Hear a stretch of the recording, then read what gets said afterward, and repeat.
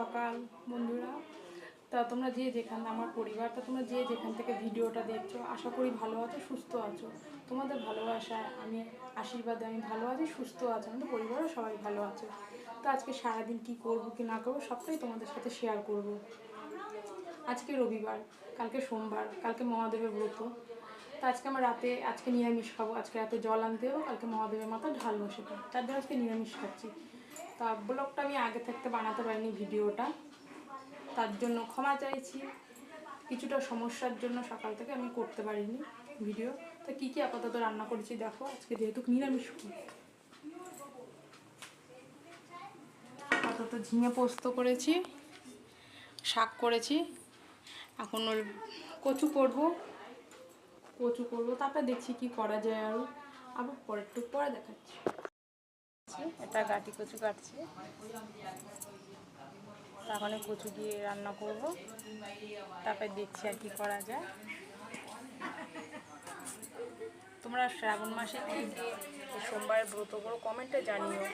কে জল আনতে যাও কারা কারা, কমেন্টে জানিও তোমরা বন্ধুরা। আর আমি সবুজ চুড়ি, তোমরা কে কে সবুজ চুড়ি করি শ্রাবণ মাসে আমাকে সেটা জানিও কমেন্টে।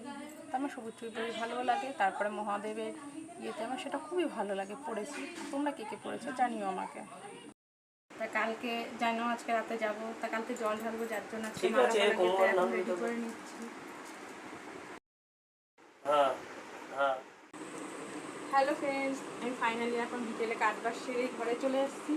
এখন রাতে বেরোবো, তার জন্য এখন সব রেডি করছি, এইসব করছি। তো এগুলোই ফাইনালি করে যাব,